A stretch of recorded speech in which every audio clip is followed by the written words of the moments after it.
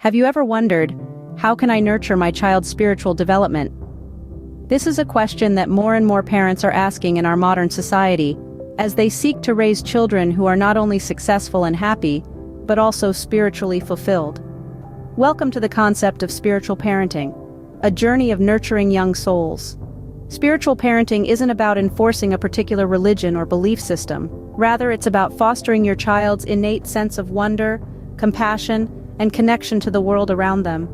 It's about helping them to see the beauty in the everyday, to feel empathy for others, and to understand their place in the vast universe. In our fast-paced, technology-driven world, this concept is more relevant than ever. It's about slowing down, being present, and embracing the profound mystery and magic of life. Understanding the concept of spiritual parenting is the first step in nurturing your child's spiritual growth. Now that we've defined spiritual parenting, what are its core principles? Let's dive right into the pillars of spiritual parenting, the bedrock on which we build our approach to nurturing young souls.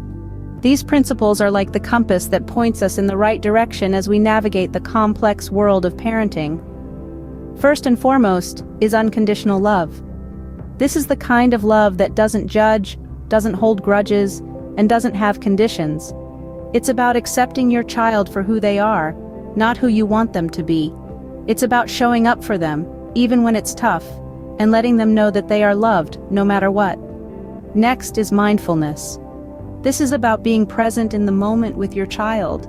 It's about actively listening to them, truly hearing their thoughts, their fears, and their dreams. It's about responding with your full attention, rather than reacting from a place of distraction or stress. Mindfulness helps us to foster a deep connection with our children, allowing us to guide them with clarity and compassion. Then there's empathy. Empathy is the ability to understand and share the feelings of another. It's about validating our children's emotions, even when they're difficult. It's about teaching them that all feelings are okay, and that it's how we handle these feelings that matters. This helps our children to develop emotional intelligence, a key component of spiritual growth. Last, but certainly not least, is fostering a sense of belonging. This is about creating a safe space where our children feel seen, heard, and valued. It's about helping them to understand their connection to the world around them and their place within it. This sense of belonging fosters a deep-rooted sense of self, which is integral to spiritual development. These principles aren't just abstract concepts, but practical tools that can be applied in our everyday parenting scenarios. They are the foundation on which we build our children's spiritual growth. These pillars of spiritual parenting help guide our actions and decisions as we nurture our children's spiritual growth. So, how do you apply these principles in your daily parenting practices? You might be wondering. It's a great question, and the answer is simpler than you might think. Let's start with mindfulness. Mindfulness is an active, open attention to the present. It's about observing your child's thoughts and feelings without judgment. It's about being fully engaged in what's happening, rather than operating on autopilot. So how do you cultivate mindfulness in your parenting? Well, it starts with you. You can introduce mindfulness into your daily routine. Whether it's during meal times, while you're driving, or even while you're brushing your teeth, take a few moments to really focus on what you're doing. Notice the sensations, the sounds, the smells. This practice of being present can then be extended to times with your child. Perhaps you could create a quiet time each day for you and your child to just be. This could be during a walk in the park or just sitting quietly together. By modeling this behavior, you're teaching your child the importance of being present and mindful. Next, let's talk about empathy. Empathy is the ability to understand and share the feelings of another. It's about putting yourself in someone else's shoes. This is a crucial skill for children to develop, but how do you foster it? Again, it begins with you. Model empathy in your interactions with others. Show your child how you listen to others, how you validate their feelings, and how you express understanding. You can also encourage empathy through activities that promote understanding and compassion. This could be through reading and discussing books that explore different emotions, or even through role-playing exercises where your child gets to walk in someone else's shoes. Finally, creating a sense of belonging. This is about helping your child feel connected to the world around them. It's about nurturing a sense of community and interdependence. One way to foster this is by involving your child in group activities. This could be sports teams, clubs, or community service. It's also important to involve your child in family decisions where appropriate, to make them feel like a valued member of the family. Remember, these principles are not one-off lessons but an ongoing process. It's about weaving these principles into the fabric of your everyday life. It's about showing, not telling. It's about living these principles so that your child can see them in action. Don't worry if you don't get it right all the time. Parenting is a journey, not a destination. It's about progress, not perfection. So give yourself permission to be a good enough parent. With these practical applications, you can begin to incorporate the principles of spiritual parenting into your everyday life.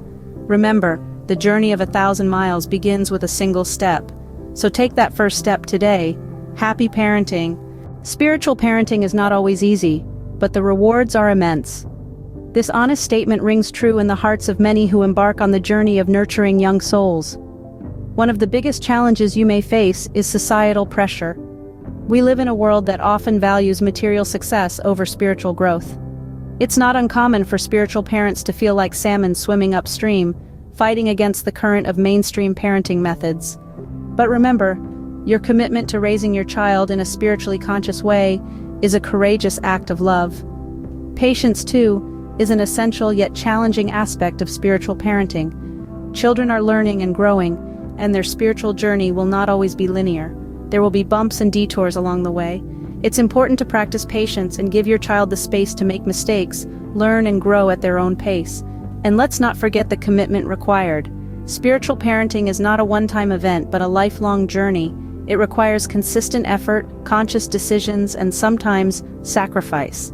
It's about being present, being mindful, and being an example of the values you wish to instill.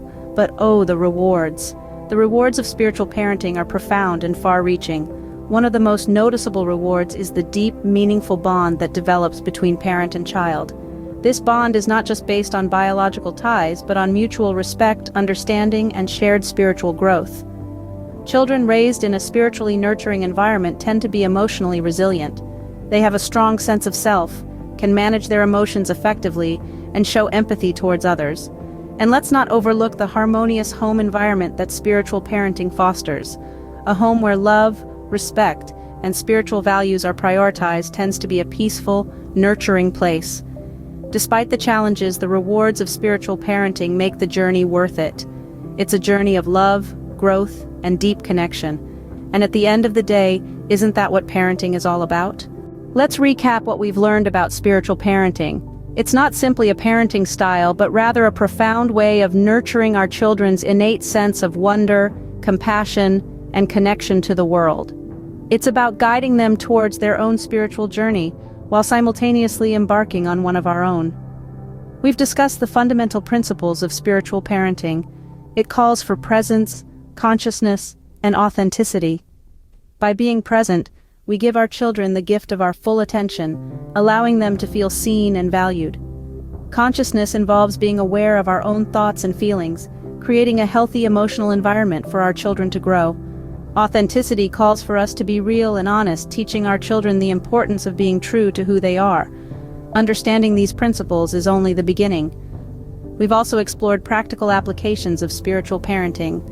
This could be as simple as practicing mindfulness together, fostering an environment of open communication, or creating rituals that honor your family's unique spiritual beliefs. It's about finding ways to incorporate spirituality into everyday life, making it a lived experience rather than an abstract concept. Of course, like any worthwhile journey, spiritual parenting comes with its own set of challenges and rewards. It requires patience, commitment, and a willingness to learn and grow alongside your child. The rewards, however, are immeasurable. It can deepen your relationship with your child, foster a sense of purpose and meaning in their lives, and help them grow into compassionate, empathetic individuals. As we conclude, I encourage you to start your spiritual parenting journey.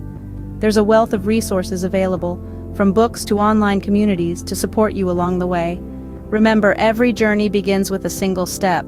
Remember, spiritual parenting is about nurturing your child's innate sense of wonder, compassion, and connection to the world. It is a journey worth taking for both you and your child.